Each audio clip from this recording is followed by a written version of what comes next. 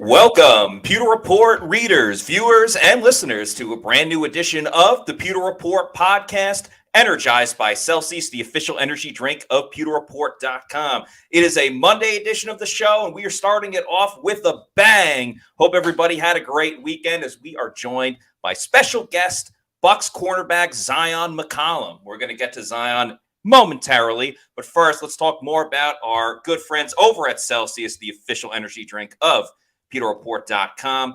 We keep the vibes high on the show all the time. So whether you're having a Galaxy, Astro, or Cosmic vibe, there's so many fantastic flavors of Celsius that you can go get. Arctic Vibe is my personal favorite. If you need to know where to find a Celsius, go to the store locator on the Celsius website, punch in your address, and it'll tell you the closest location where you could pick one up. Could be a Walmart, 7-Eleven, or if you're lucky enough, Scott, it might just be your bodega. Bodega. And once you keep going to your bodega and you love Celsius and you want more and you want to buy it in bulk, I'd recommend getting that variety pack, because variety is the spice of life. You go over to Amazon, click on the subscribe and save, and you can have it sent to your place of residence whenever you want. You're in charge. You're the captain. Just make sure you're drinking Celsius energy drinks, the official energy drink of the Pewter Report podcast. All right, without further ado, I'm your host, Matt Matera. Joined with me is the face that runs the place, Scott Reynolds of PewterReport.com. But even more importantly, our guest of honor this afternoon, Bucs cornerback Zyon McCollum. Zyon, thank you so much for joining us this afternoon. How you doing? I'm doing great. Thank you guys for having me. I was looking forward to this one. Good. Oh, yeah. Glad to hear that. So, you're one of our go-to guys in the locker room, because I look for two things when it comes to players to really interview: availability, and you are that. You're a guy. Yes. Win or lose, GOAT, hero, whatever. You're there, and you're answering questions. You also give very thoughtful answers too. Like, you're a very articulate guy that can expand upon. Sometimes I look for support quotes, right? Like if I'm doing a story on Jamel Dean or Yaya Diaby or something, and you're a guy that you give the flowers to your teammates, and you hype them up as well. So very, very good teammate to your players, and also a very, very good source for Pewter Report. We appreciate you helping us out with their stories, man. Of course, I enjoy doing it. I love this game, and I love talking about it. So. Well, listen, I would be remiss if we didn't say that you've already had a very busy, successful offseason, right? Yes, Moving up the depth chart is one thing, but getting married is another. You married the lovely Acacia McCollum. Congratulations this offseason. And yes. So tell us about the wedding and where you honeymoon. There's a wedding picture right there of your lovely bride. Yes, we got married back in Texas, a small town called Dripping Springs, Texas. It's a real country town, outdoorsy, as you can see in the photo. We were outdoors for the wedding, and it was amazing. We tried to keep it a little bit more intimate, but we got to see a lot of family come out both sides, and it was just amazing. And then we honeymooned in Ambergris Cay, which is a small island in Turks and Caicos. Nice. And that was unbelievable, amazing. The hospitality we were greeted with and left with was par to none. So it was an amazing just getaway experience for us too, to focus on our love and continue growing that.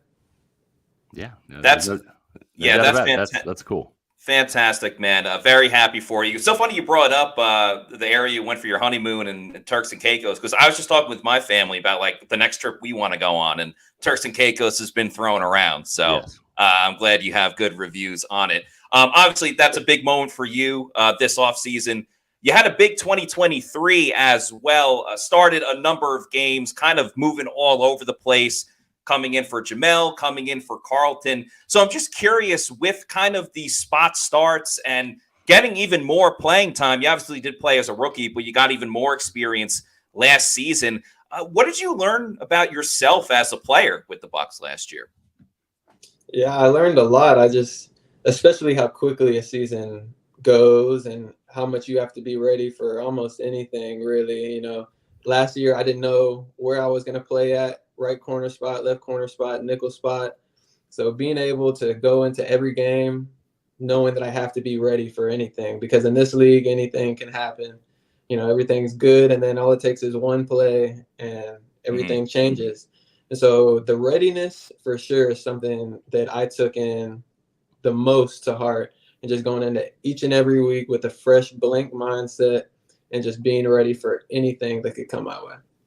And you look at this year heading into the 2024 season, likely you are going to be a starter. I know Todd Bowles won't come out and kind of name people. And, the player you want to earn it as well. But, there is a good chance you're going to be lining up at corner. I'm just curious, how and if at all does your preparation change going into this year? And why do you believe you should be a starter for the Bucs at corner?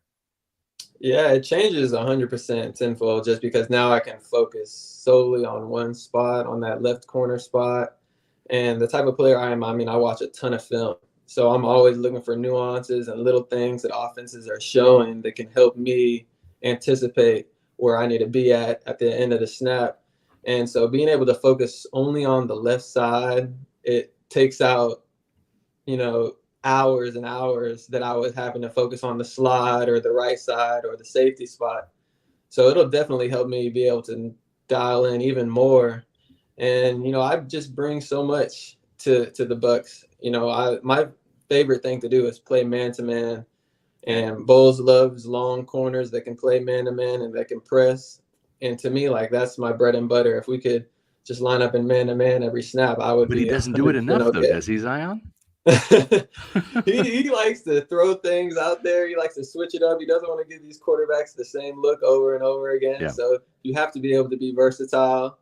And, so as I've grown in this system, I've been able to get more comfortable in zone defenses and being able to read and react that way. But when it comes down to it, those 3rd and 1s, those 4th and 1 plays, I'm ready to come down and just play man-to-man, press up. Yeah. You and I, we've talked, affectionately about the interceptions, right? I think I approached you after the Christmas Eve victory against the Jacksonville Jaguars. That would have been a little sweeter for you had you held on to that interception in the end zone, right? Man, and that's the biggest thing. Those things, they don't leave you. I wake up in the middle of the night and I can still put myself there and see the ball in my hands. And then that's been the biggest thing for me this offseason is I don't go a day without catching some type of a ball, whether it's a tennis ball, the football, I'm going to get my catches in. Yeah. And you're a player too. And the reason why, we've talked about the interceptions is, you were a big time interceptor, right? For the Bearcats at Sam Houston State, 15 interceptions in college. Why do you think that the picks haven't materialized just yet? I think that you're on the verge of having a really good year this year, and I see interceptions in your future. But what has it been in terms of not having those plays materialize yet? Has it been kind of the jump from a real smaller school in the WAC to the NFL that has been a little bit of a longer learning curve for you? Sure, I think that could be a reason for sure. I'm not gonna say that it's not, because it was definitely a big jump and a big transition for me. Just being able to see the quarterbacks. My rookie year, I can't even see the quarterbacks. These O-line and D-line are so tall. And so getting used to that and understanding how to play like that, it helped me get a little bit more comfortable. But, man, it's really just second guessing. And second guessing comes into play when you are unsure about where you're supposed to be, or you're unsure if you're doing the right thing. Mm-hmm. And so I was taking all these learning curves and trying to get better and better, but at the same time, I was still a little bit unsure. Mm-hmm. And so it was causing me to second guess routes that I would normally just break on and drive. And last year I get a little bit more comfortable, so I have more opportunities to where, just get off the leash and just go and no second guessing. And I was able to touch some footballs, but not officially bring one in. And so this year it's time to just bring everything together, no second guessing. Just go out there, play with these quarterbacks' heads, and make some plays. I remember talking with you right after the first week of training camp last year, and you had a really hot start. I think you had an interception that day in camp, and maybe it was a pick six. I want to say it was. And you just look like a different player last year in terms of your confidence and all of that. And you told me, you're like, you want to be a dominant cornerback. It wasn't just, hey, I want to be a starter. I want to be a dominant cornerback in this league. And I was like, whoa, this is a marked difference from kind of that unsure, gun-shy rookie out there. So you made a huge leap last year. Now, when it comes to this OTA season, this off season and into training camp, because these practices don't count, are you kind of using the OTAs as a laboratory of sorts where you can take some chances and try to get interceptions in an effort to become a ball hawk? Jason Light told us when he was on our podcast a couple of days ago that you had a fantastic interception in the 2-minute drill recently. Yeah, of course. I'm trying to find ways to play to where I can force the quarterback to give me a chance, to force the quarterback into thinking something's open. And just me being comfortable and understanding my speed now and the ways that I can use it. Now that I know the system, I can sit back and I can read and I can show the quarterback different things. You know, I can give him the appearance that I'm in a deep coverage, but really I'm in a underneath coverage, or I can give the appearance that I'm in man, but really I'm in zone. And because of that, I've just been able to see the ball a lot easier, see it a lot slower, and really use my athleticism to go and make some of these big plays. When you eventually get your first interception, that's obviously going to be a special moment for any player. And part of that is remembering who you got the interception off of. So I wanted to ask you, which quarterback on the schedule this year do you really want to get an interception off of? I mean, you play Patrick Mahomes, Lamar Jackson, Brock Purdy. Is there anyone that you're kind of thinking in the back of your head, man, that would be a good token as pick number one? I mean, Pat Mahomes would be amazing to intercept just because of the accolades and the type of player that he is. But that's just a little too late in the season. There you go. Yeah, good point. So you want Jaden Daniels.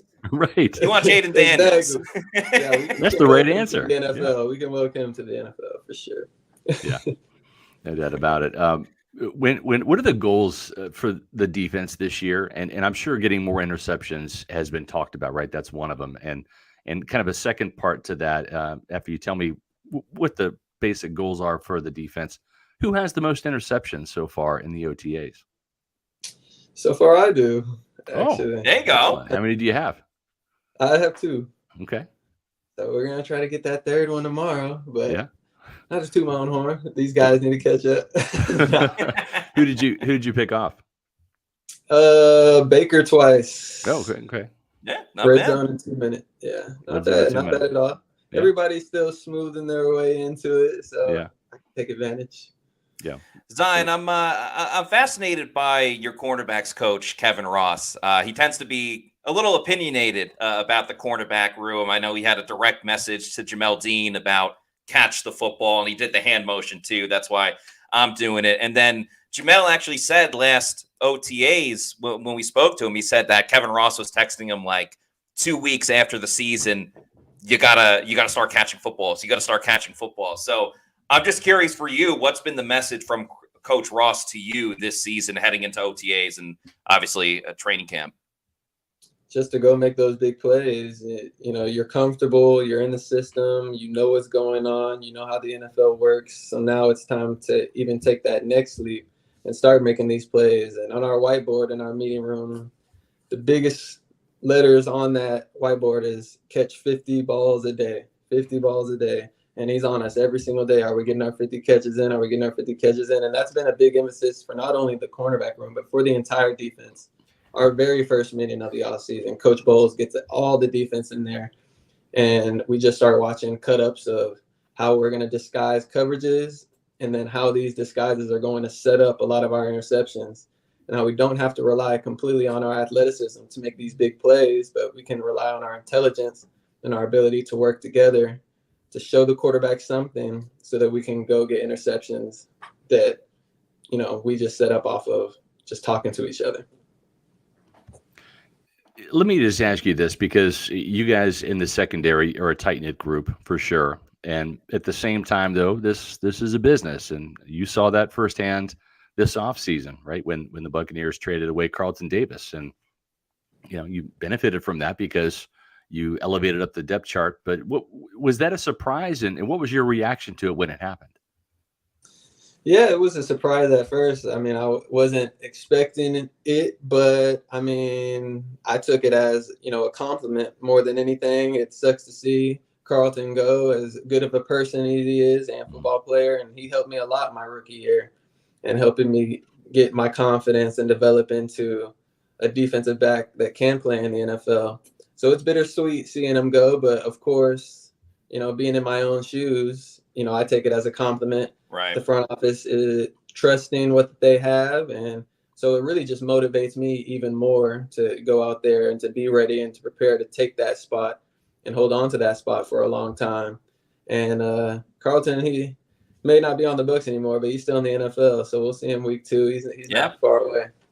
Yeah, you will see him again. And I appreciate what you were just saying a moment ago about kind of disguising different looks and trying to confuse the quarterbacks to get more takeaways. Because I'm always curious at like this time of the year in training camp, for cornerbacks that want to get more interceptions, obviously everyone says jugs machines. You got to go hit the jugs machines. But then I noticed at OTAs, like Jordan Whitehead started catching passes from Baker Mayfield. And I know Jamel had mentioned as well, he wants to actually catch passes from the quarterbacks because it's a little bit of a different feel than just, the machine itself.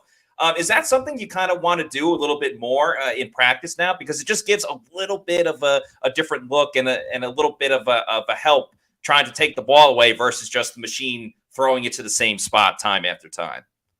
Definitely. I mean, the jugs machine is a great tool, but it can get repetitive. And, the jug machine is probably the most unrealistic way of catching football in the NFL, just because you're not going to stand there 10 yards away, catch 20. You're always going to be moving. You're catching on the move. You're catching driving back as a DB. You don't want to stay back to wait for the ball. You always want to drive at the ball. Yeah. So Dean, he's got a cannon. So me and him, sometimes we don't use the jug machine. We'll just throw to each other, and then we'll just put ourselves in different angles and different spots and do it that way. You can't do the jugs every day. Right. But, is it a great tool? And the jug machine also, nobody has a robotic arm. It can just throw 1,000 passes a day. So we'll angle it up and we'll catch it downfield, deeper passes, and just be able to not just use the jug machine as I'm standing and catching, but I'm actually moving around. I'm taking a thirds drop and driving on a dig. Yeah. Or I'm taking a half drop and I'm driving down on a fade and just using it that way too. A little bit of breaking news here on the Pewter Report podcast. Jamel Dean, quarterback 4 on the depth chart, apparently. Emergency honestly, quarterback. I don't think a lot of people know that. You got a cannon now. Speaking of Jamel Dean, when I look at the Bucs secondary between you and Dean and even like Antoine and now Jordan Whitehead being back and Tyke Smith, I look at this secondary and I just think of like all of the speed that the corners and safeties have and the athleticism. So I'm curious, between you and Jamel Dean, who is the faster of the two? Have you guys raced before, and who has the bragging rights? Oh, I'm faster. No, we race all the time. We race all the time, all the way through OTAs, and he always comes up to me like, he may be young, but I still got you. And I remember my rookie year, I came in thinking, I'm the fastest on the team, yada, yada. And then Dean, he was beating me over and over again. I was like, what? I didn't even know this guy was fast. And so this offseason, I was like, whenever we have OTAs, I'm going to make sure that Dean is not beating me in these races anymore because I'm not trying to hear his mouth. So you've got the crown now because he came in the league running a 4.3 at the combine. You were, what, a 4.33, I believe? Yeah, 4.33. Yeah. So yeah, we're right there. We're competing. Our miles per hour, I think, is like 0.1 off. So he's still in incredible shape. He says he's getting old, but I mean, I can't tell. Yeah. Well, that's good that you're the fastest Buccaneer. Nobody on the offense can touch you either, right? No. I think Trey Palmer is the one who's going to say the most, but Trey loves to talk too. He loves to hear it. Love the swagger, Zyon, for sure. When you look back at last season, right? I mean, you were a starter. I mean, when you look at the number of games that you played them all, and you look at the number of snaps, more importantly, you actually outsnapped both Jamel and Carlton because it seemed like you were filling in for one of those guys, and the other guy would come back healthy, and the guy was injured that you were, playing opposite, and it just was kind of like a yo-yo between those two players. You were the constant there. Was there a game that really stands out for you where you look back and say, yeah, that was my best game? Man, there's not necessarily a game to where I can say that was my best game because I didn't get an interception in anything. Yeah. But Atlanta was probably my favorite game just because I got a forced fumble there, and I was finally getting tested deep. I was waiting for a lot of those deep passes down the field. Yeah. And I was finally able to use my speed in ways like that. And I feel like I should have had an interception that game too. Mm-hmm. But that game just stands out for me just because of how fast-paced it was from the jump and from the start. And so I didn't really have time to think or really do anything other than just play as hard as I could. And at the end of the day, when I watched the tape back, I was pretty satisfied. Speaking of the Falcons, when you hear, and this is similar to what happened last year, right? You guys were not projected to be the NFC South champions. That was the New Orleans Saints because they just got Derek Carr in free agency. Right now, it's kind of like history repeating itself. Kirk Cousins goes to Atlanta, and all of a sudden the Falcons are, after 3 straight seasons of finishing 7-10 under Arthur Smith, now they've got Raheem Morris, they've got a rookie offensive play caller in Zach Robinson, but they've got Kirk Cousins, so they've got to be the best team in the NFC South, despite the fact you guys have made the playoffs 4 years in a row, including 3 NFC South championships. I know the games are decided on the field, but when you guys are working out in the weight room, the constant disrespect of the Tampa Bay Buccaneers, does that kind of creep in? Is that talked about? Does that give you like a little extra motivation in the weight room and as you guys are training for the season?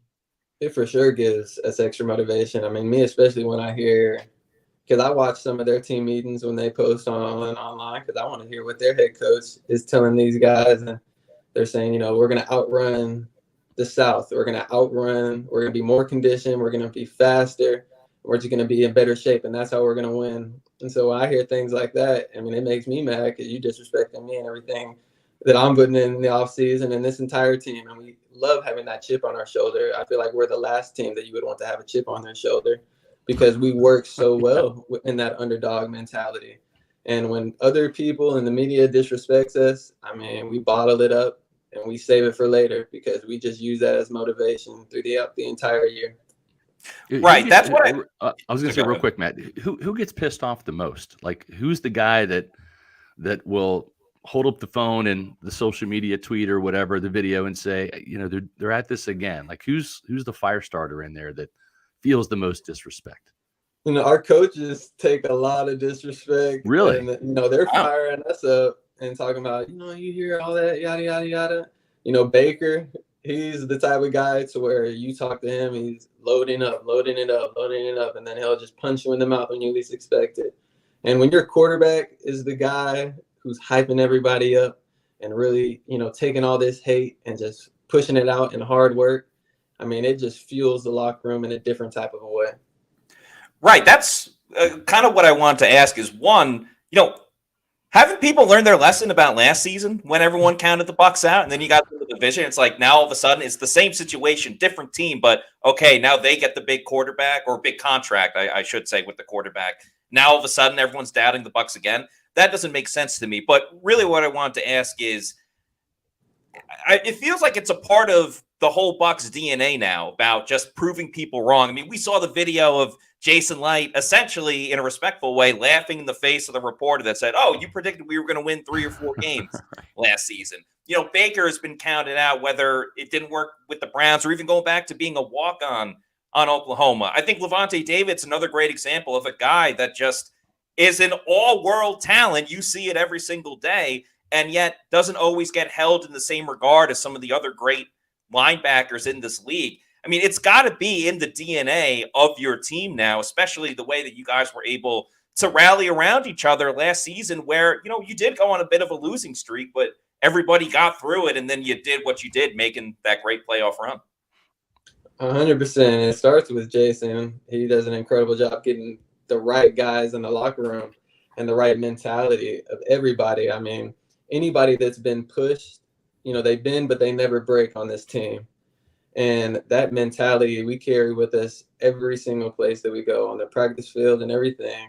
Whether it's super hot weather, we'll embrace it. Super long days, we'll still get in the building early.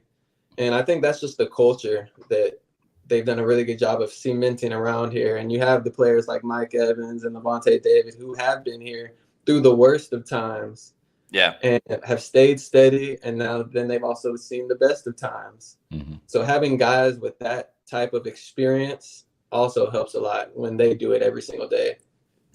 I want to go back to that playoff run, specifically the big win over the Philadelphia Eagles, a little bit of redemption as well, because they got you in the regular season, but then the more important game, you and the Buccaneers came out on top. I was wondering if you could kind of walk us behind the scenes a little bit, because you're playing corner all season long, one side, the other, getting a tons of snaps at corner. And then Coach Bowles decides, all right, we're going to move Zyon to safety against the Eagles for this playoff game. Winner take all, loser go home. What's going through your mind, and how did that process kind of go, where they said, hey, can you play safety this week in a playoff game? Yeah, when they told me, the first thing that was going on in my mind is I got to get home so I can start watching film, so I can get ready. But Coach Bowles asked me how I felt and if I could play safety. And I told him, of course I could. I mean, with my athleticism, and then I have a twin brother who plays safety, so I knew that he was going to help me a lot in terms of I've seen him do it his entire life, and I've seen his film. And so I knew that I can do it. And I was up to the challenge. Bowles said that they were going to start off just giving me a couple of calls, and I was going to get a couple of reps in practice, but that I still had to play corner in practice because we need the bodies. But then eventually, once it was a couple of days away from the game, he was like, you know what, the whole playbook's open. Just learn everything. And it was a lot at first. In 1 week.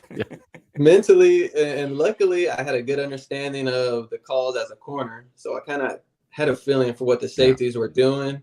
And having Antoine back there, I mean, I feel like anybody could play safety if you're playing alongside Antoine. Because he's so versatile in what he can do and his knowledge of the game.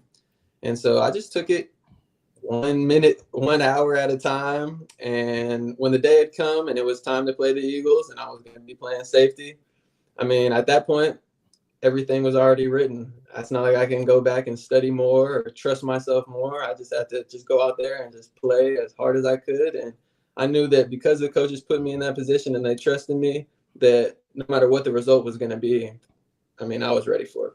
Yeah, that was a nice revenge game for you guys to atone for the loss of Monday Night Football in Week 3 to the Eagles. It didn't have the same level of success in the revenge game against the Lions the next week.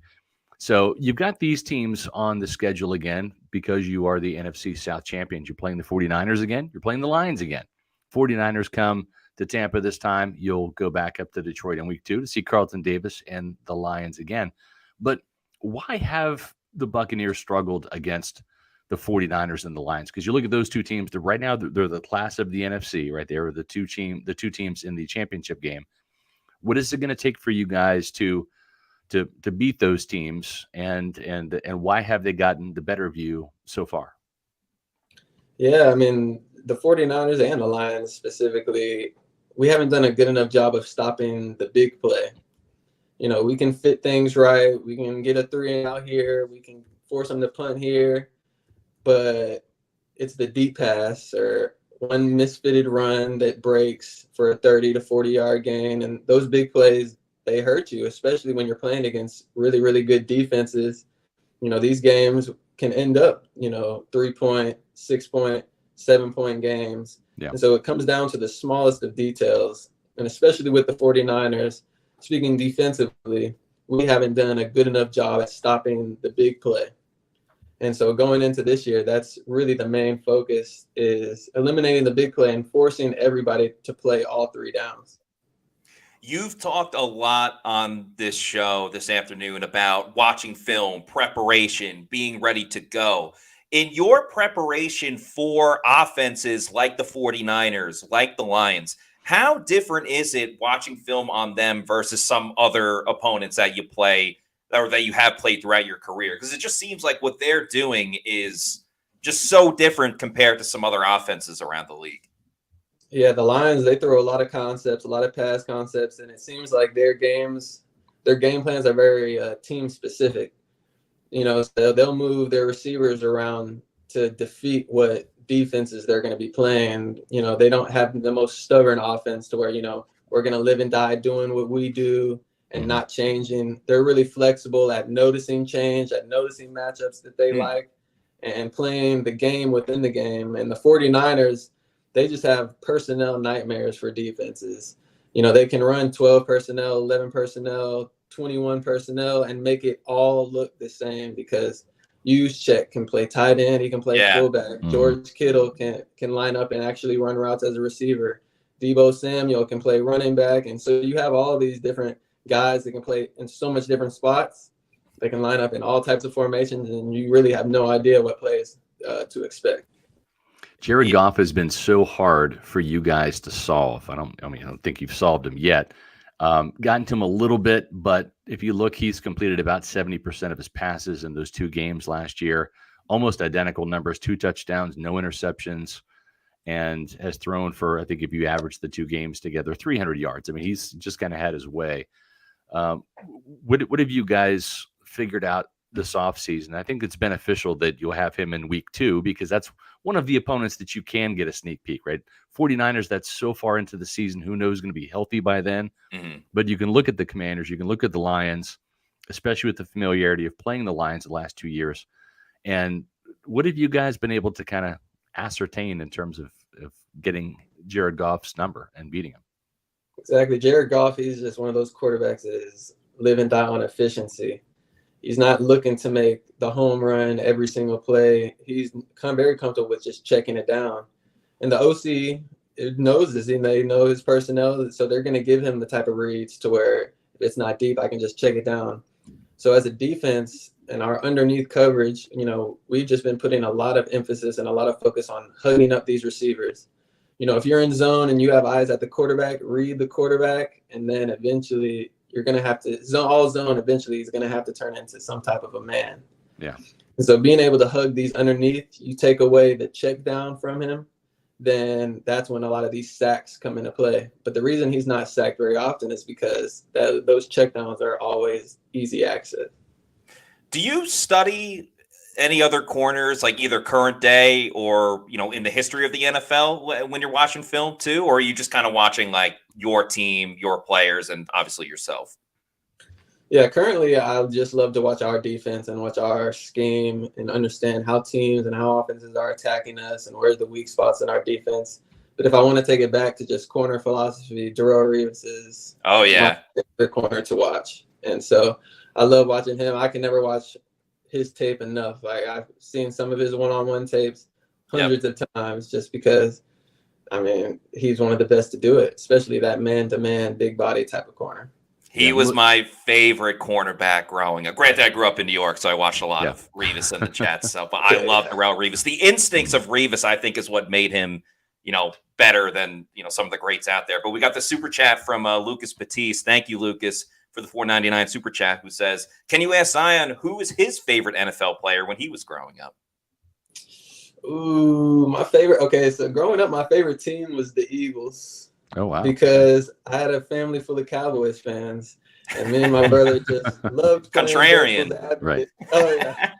So Thanksgiving, you know, we're having an amazing time. And our grandpa, you know, if the Cowboys lose, you know, we're just letting them have it. So growing up, Deshaun Jackson, he was fast. I was fast. That was our favorite player to watch growing up. I mean, I was just bomb Deshaun Jackson early. Very cool. Also, another super chat here from Scotty J. 27 is a gentleman. Love his attitude. So we appreciate that very much, Scotty J. Thank you. Appreciate you, Scotty. Yeah. Zyon, go ahead. I wanted to ask you, you know, we've been giving some compliments to the 49ers and the Lions and their offense, but the Buccaneers offense is pretty good too, I would say. Also great, especially with some great players like Mike Evans and Chris Godwin. And we've seen them play throughout the years. We know what they bring to the table. But I'm curious for you, during OTAs right now, who else at wide receiver has kind of stood out to you? Obviously, they drafted Jalen McMillan. Trey Palmer's going into year 2. Has anyone else really caught your eye while you're going up against them in practice? Yeah, Trey Palmer has probably the most, other than Mike. Mike hasn't been out there a lot, but when he has been, he's been dominant. But Trey Palmer, he's starting to actually be more savvy in his route running, and he's actually using his speed in an advantageous way. I feel like last year, sometimes he would just use his speed in awkward situations when he really doesn't have to. But now he knows, when to pace himself and when to run full speed, which is allowing him to get in and out of his cuts and his breaks with so much more speed. And he's able to get on DB's toes a lot more because he'll be more patient, force him to sit, and then he'll take off. So he's impressed me with his route running for sure. What have you seen from the rookie, Jalen McMillan? Jalen McMillan, he is a guy who has crazy hands to me. That's what jumped off for me. I mean, he seems like the type of player who can make the spectacular catch. The first day of OTAs, he had a crazy over-the-head catch with his hands that was diving, and he's consistently made those type of catches. So he has a lot more radius than I would first anticipate. But he'll learn more and more how to be more physical and more tough through his route running. I think that's all rookie receivers when they first get into the league. They have to learn how to play consistently off of press and with hands on them. But he's one of those slippery type of guys, too, who just has a wide radius. How about at running back and tight end? Has anyone stood out to you? Bucky Irving, maybe Payne Durham going into year 2. What are your thoughts on those positions? Yeah, Payne and Cade, they've been holding it down for sure at tight end. And I feel like they're very sure blockers, but then they can just run routes. And having two guys that are very similar, Payne and Cade are very similar. So, you can have them both on the field and not know which is the passing tight end and which is, the run blocking tight end. So it allows us to be more versatile in hiding our run and pass options for sure. And then Bucky Irving, I mean, when I was looking at his 40 time and the combine and stuff, and it's saying he was like 4.5 or something, it doesn't look like that when he's on the field, to be honest. He looks a lot faster. And he's one of those guys who can just stick a foot in the ground and get vertical. He's super shifty, and I'm excited to see him in pads. Looking at your side of the ball, the defensive side, you've got some young players there who are in their second year. I'm talking about Servassier Dennis at linebacker and Josh Hayes in your cornerback room, who's kind of made that transition from nickel to really playing outside corner now to provide some depth for you guys. And he had a great season as a gunner. I mean, one of the top gunners, and you have an appreciation for that because that was your role as a rookie. Tell us about the progress of Servassier and Josh Hayes. Yeah, Voss, he picked back up right where he left off in terms of intercepting passes and being that guy who just seems to find the ball naturally.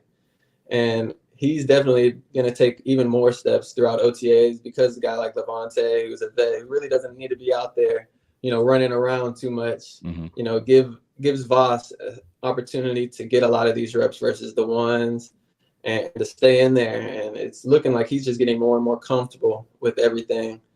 And Josh, the same way, going into year 2, he asked me the last thing we talked about in the locker room last year was he asked me, when does everything fall into place? When does everything just get more comfortable? And I told him right now, or during OTAs of the summer of year 2 is really when everything starts falling into place. And he's been the type of guy who is super reactive, super athletic. And so now once he develops the mental side of the game and really knowing when and when not to use his athleticism, then he'll actually become a player who can make plays.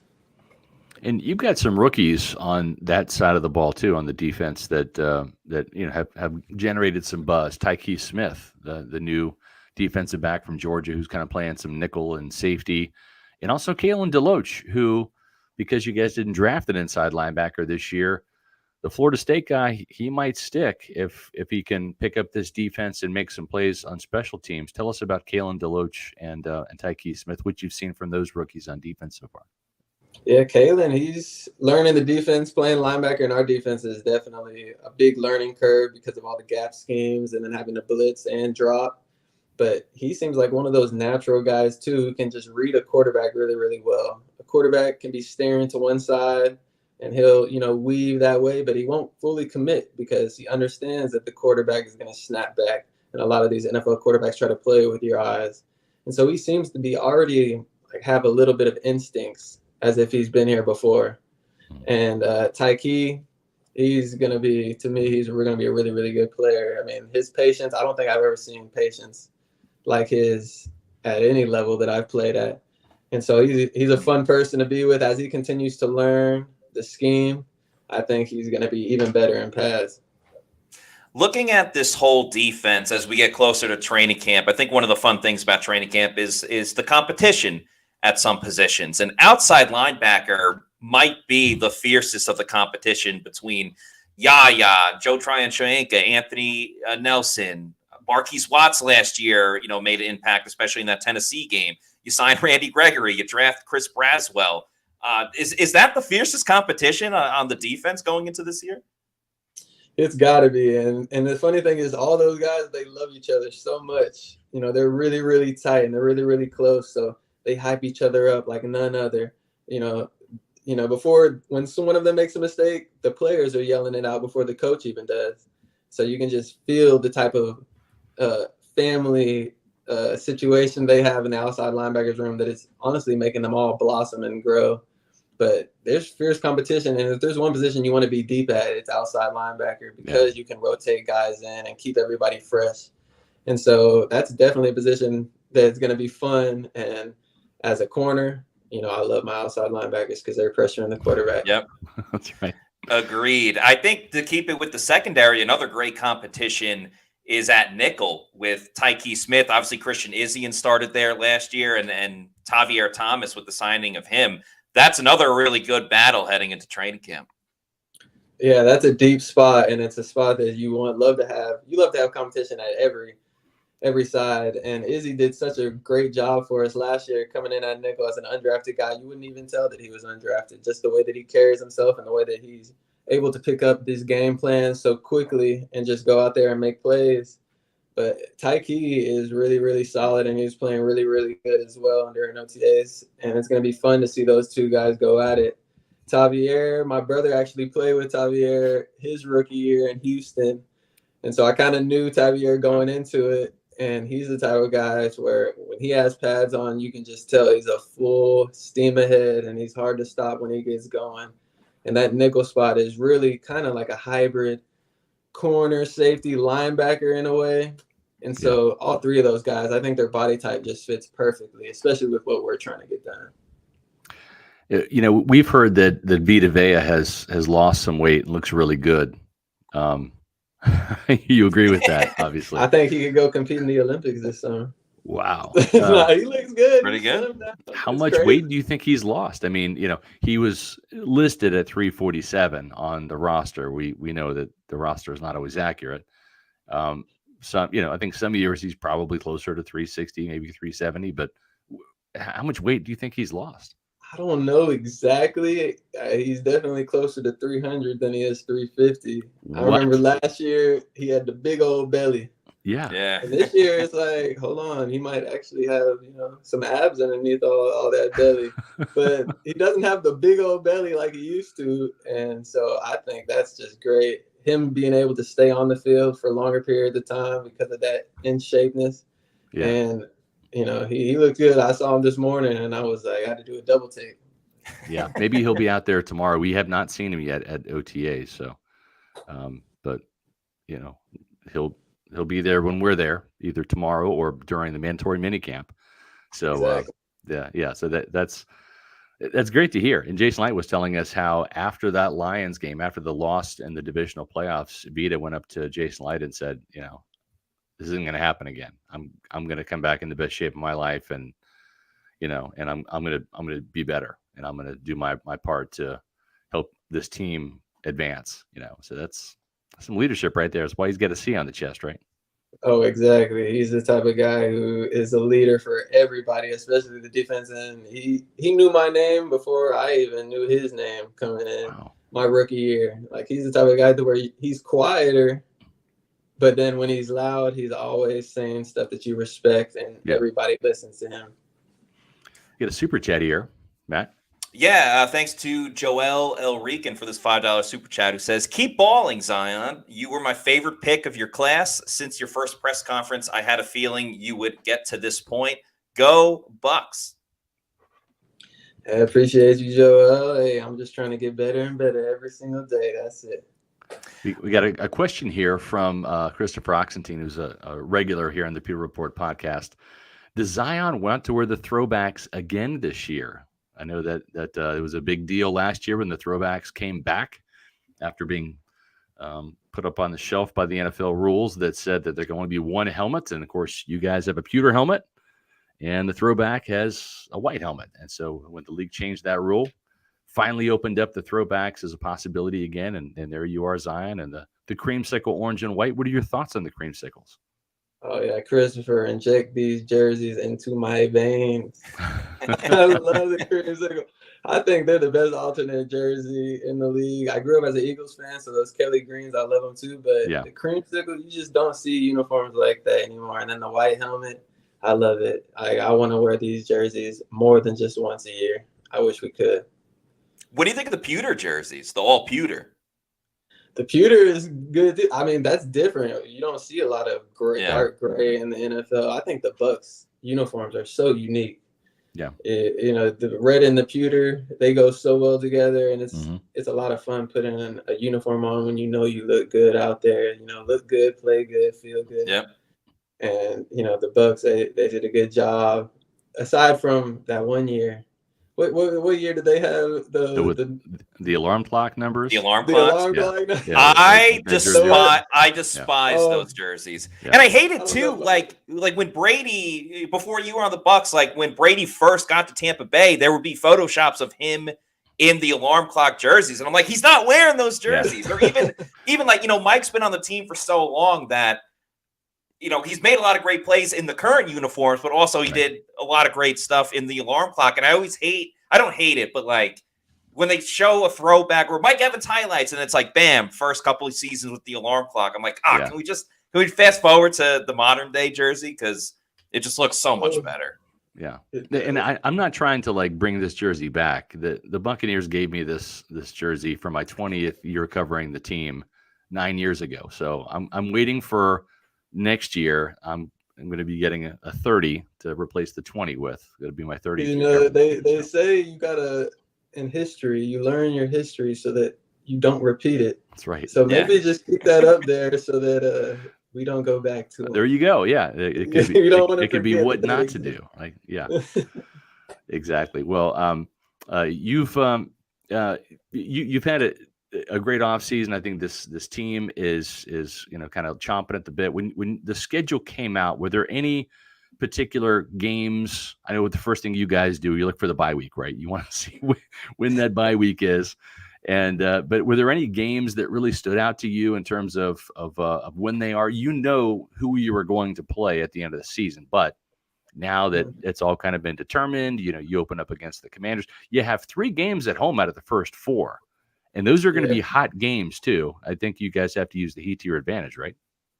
Oh, yeah. We love that. As much home games in the first half of the season as we can get, just because we train in this heat and we want everybody else to get hugged by the sun the same way we do in training camp.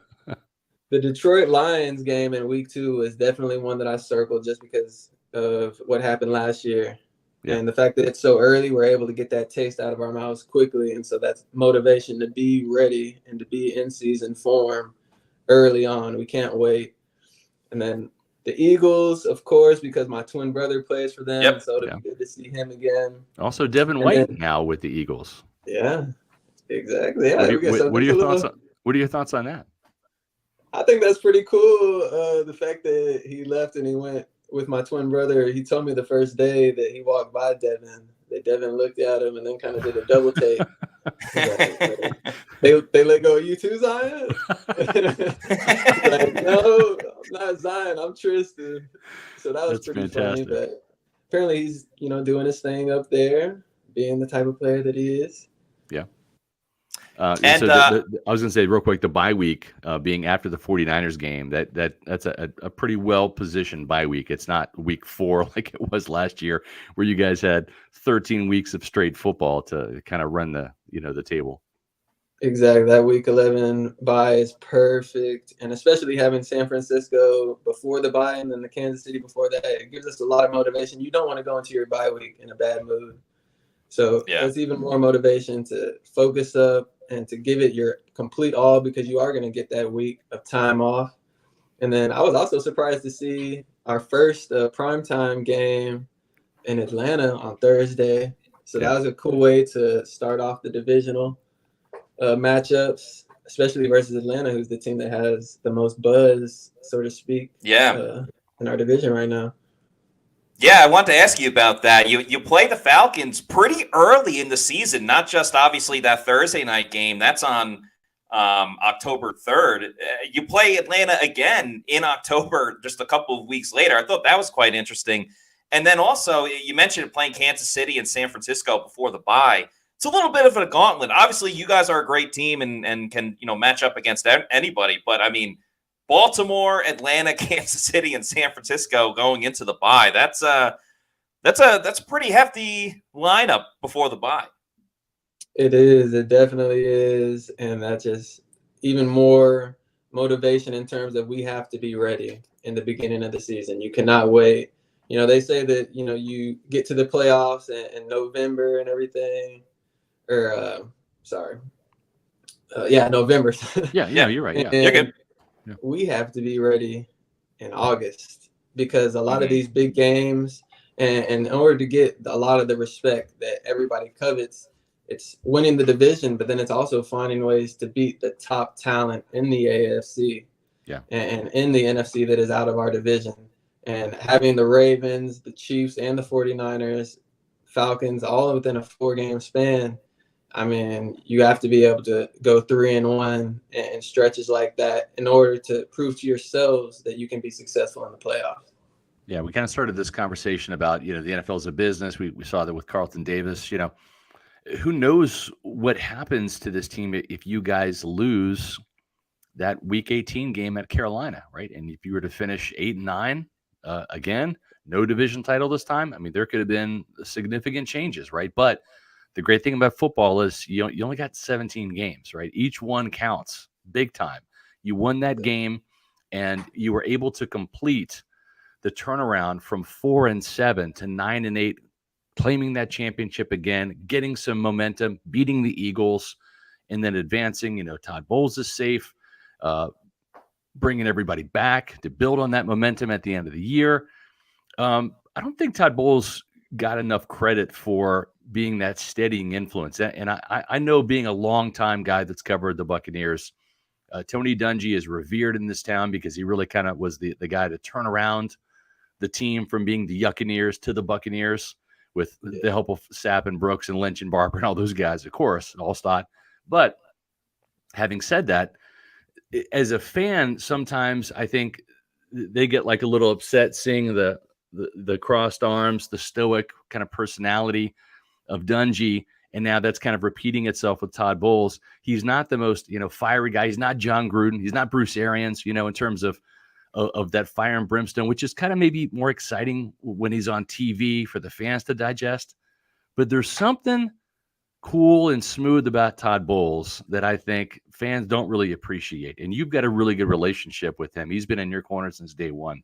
What can you tell the fans about Todd Bowles that maybe they don't know that might help them appreciate your head coach a little bit more?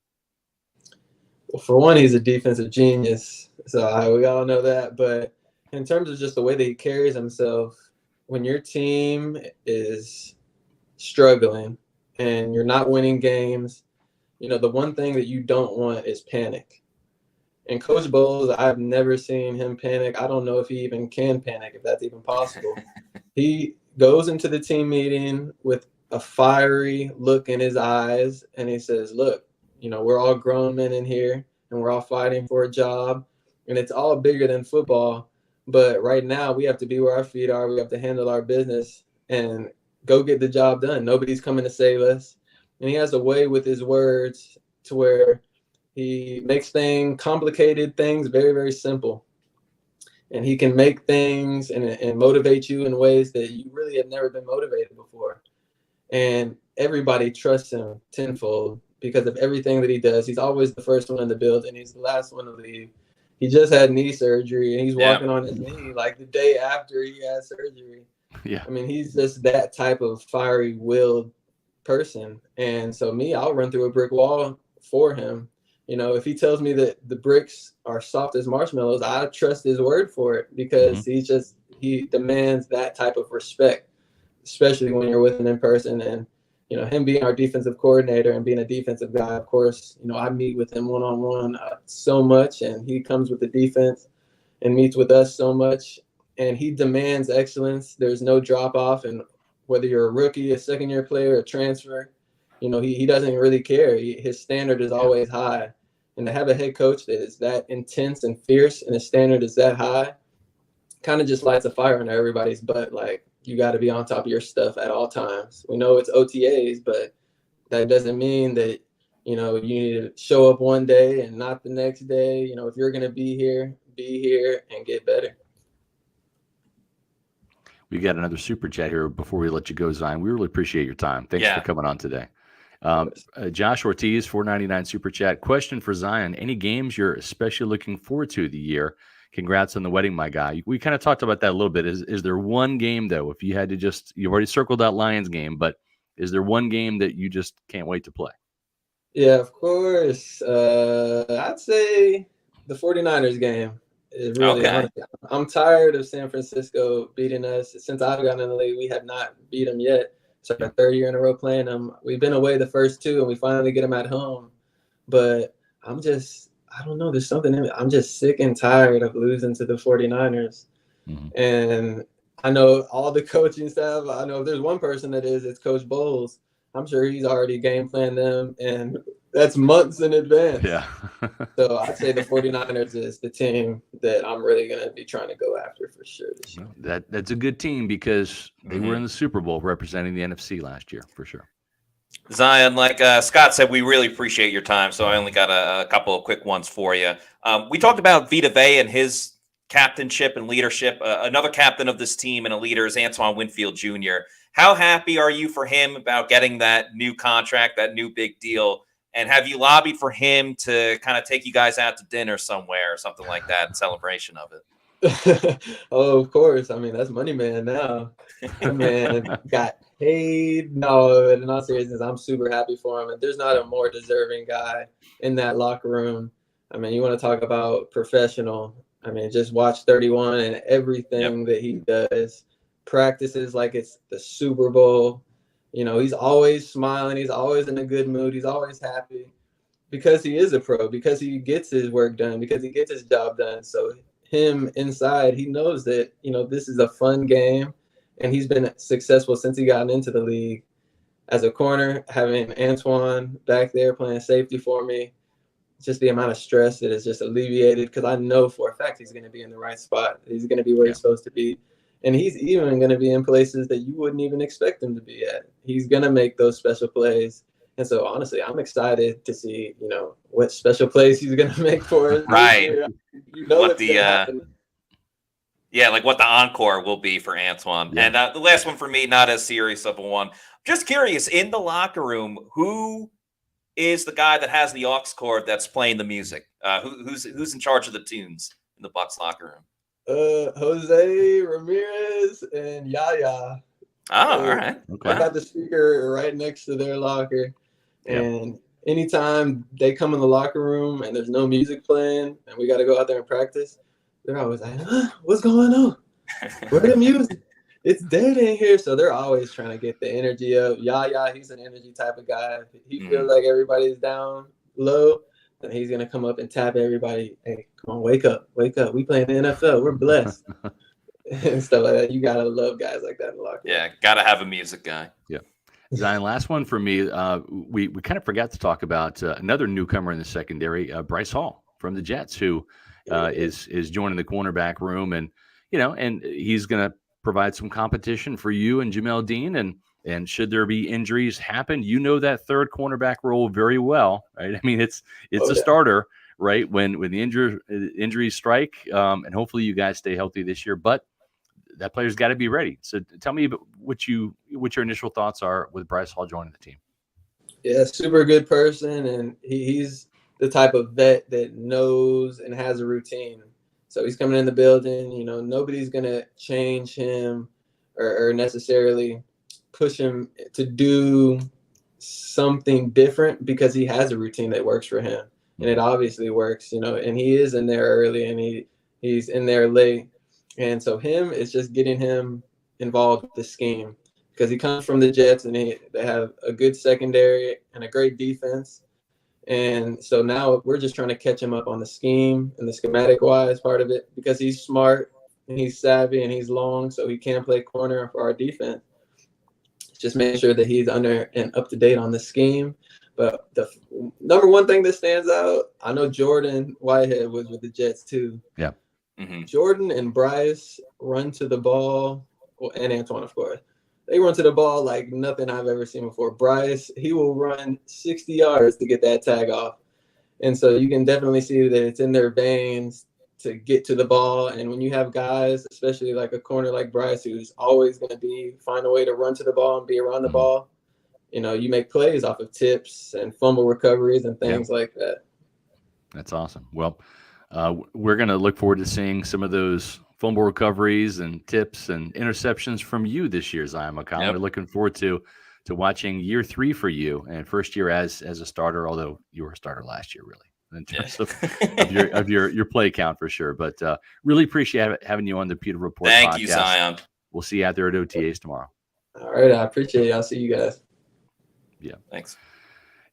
Todd Bowles told me that this guy was ready at the beginning of last year. And I had a meeting with Coach Bowles, and we were just talking about the players and the roster and all this. And he said, this guy, he's going to start, sooner rather than later. And, he's saying this, Matt, while Jamel Dean and Carlton Davis making, over $12 million a piece, right? As the starting cornerbacks.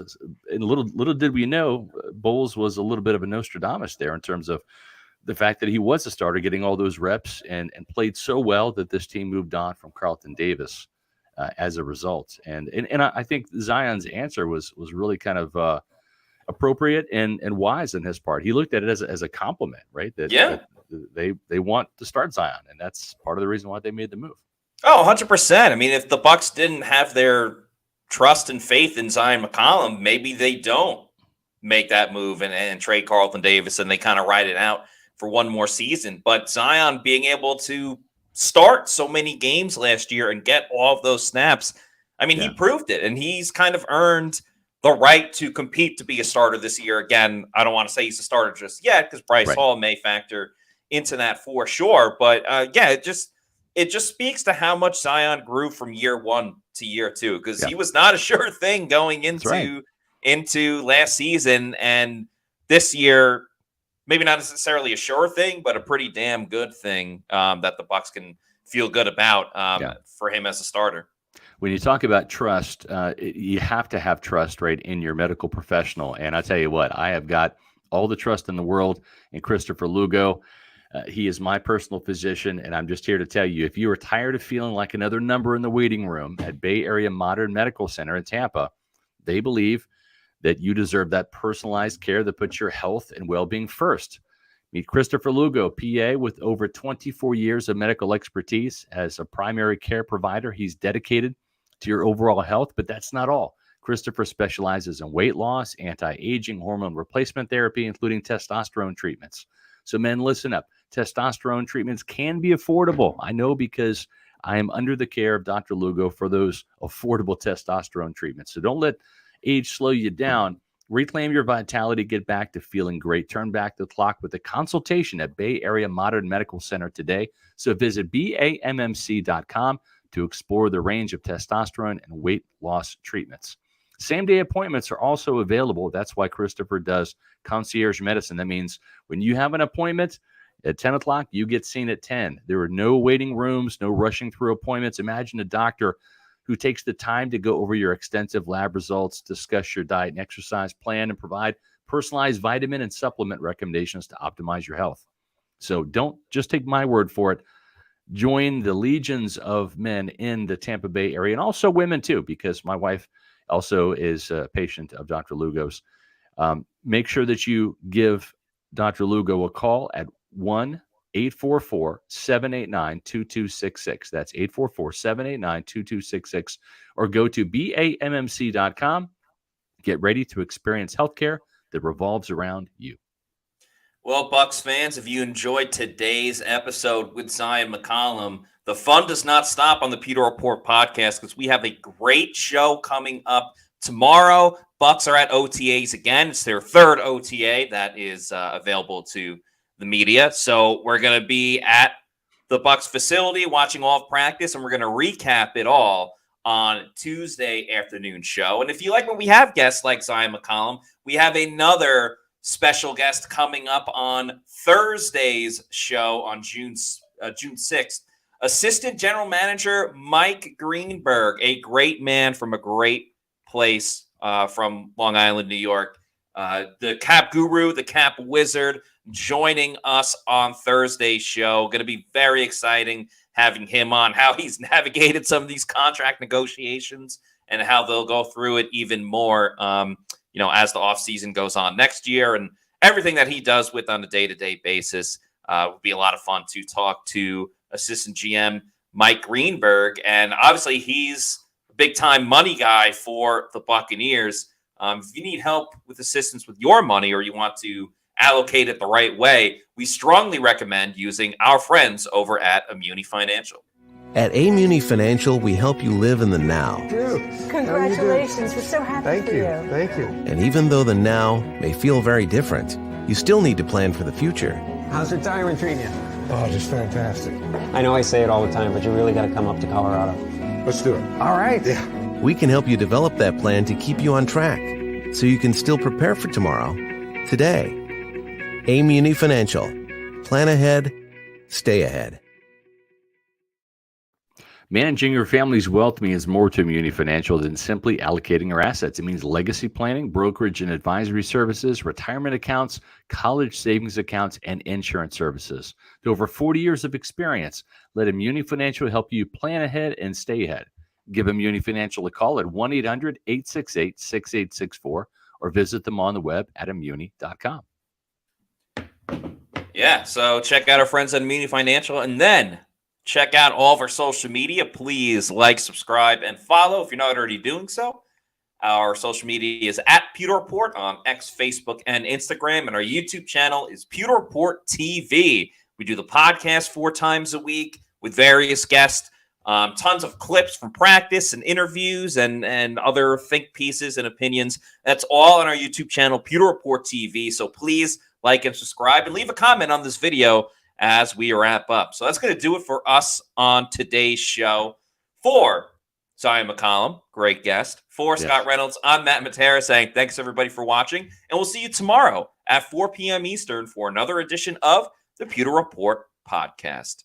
Out. Thanks, Zyon. Appreciate it, Zyon.